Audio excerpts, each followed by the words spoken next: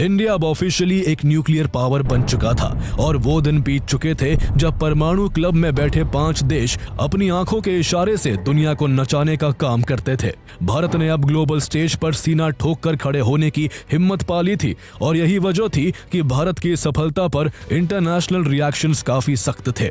Japan और America Bharat के इस न्यूक्लियर टेस्ट से इतने गुस्से में थे कि उन्होंने भारत पर इकोनॉमिक सैंक्शंस लगा दिए। वही यूनाइटेड नेशन सिक्योरिटी काउंसिल ने रेजोल्यूशन पास करके भारत की निंदा की। इजराइल इकलौता देश था जिसने खुलेआम भारत का समर्थन किया था। डॉक्टर अब्दुल कलाम का योगदान केवल IGM-DP और न्यूक्लियर टेस्ट तक ही सीमित नहीं था, बल्कि उन्होंने इंडिया और रशिया की पार्टनरशिप के तहत ब्रह्मोस एरोस्पेस की एस्टैब्लिशमेंट में भी अहम भूमिका निभाई। साल 1993 में उन्होंने रशिया का दौरा किया था, जहां उन्होंने रशियन ऑफिशियल्स को एक अधूरा सुपरसोनिक कंबशन इंजन दिखाया और दोनों देशों की पार्टनरशिप में एक सुपरसोनिक क्रूज मिसाइल बनाने का प्रपोजल रखा।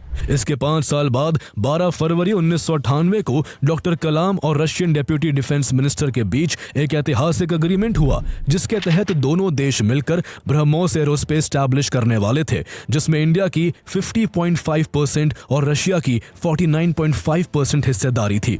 इसका मकसद दुनिया की सबसे तेज क्रूज मिसाइल बनाना था। डॉक्टर कलाम की लीडरशिप में भारत ने 2001 और 2004 में सक्सेसफुल ब्रह्मोस टेस्ट किए और 2005 से यह भारत के डिफेंस सिस्टम्स का हिस्सा बन गया। आज ब्रह्मोस एक ग्लोबल ब्रांड बन चुका है और कई देशों ने इसे भारत से खरीदने के लिए डील भी साइन की है। कभी हर डिफेंस टेक्नोलॉजी के लिए दूसरे देशों पर निर्भर रहने वाला भारत आज खुद अपने वेपन न केवल डेवलप कर रहा है, बल्कि दूसरे देशों को एक्सपोर्ट भी कर रहा है। और इस पूरे बदलाव के पीछे डॉक्टर APJ अब्दुल कलाम की विजनरी लीडरशिप का सबसे अहम योगदान है। सिर्फ डिफेंस ही नहीं, कलाम ने मेडिकल साइंस के क्षेत्र में भी अपना योगदान दिया था। उन्होंने कार्डियोलॉजिस्ट डॉक्टर सोमा राजू के साथ मिलकर कलाम राजू स्टेंट बनाया, जो एक लो कॉस्ट कोरोनरी स्टेंट था। यह गरीब मरीजों के लिए हार्ट ट्रीटमेंट को सस्ता बनाने में वरदान साबित हुआ। इसके अलावा उन्होंने कॉम्पोजिट मटेरियल्स, एवियोनिक्स और लाइट वेट प्रोस्थेटिक्स पर भी काम किया, जो भारत के डिफेंस और स्पेस प्रोग्राम्स में गेम चेंजर साबित हुआ।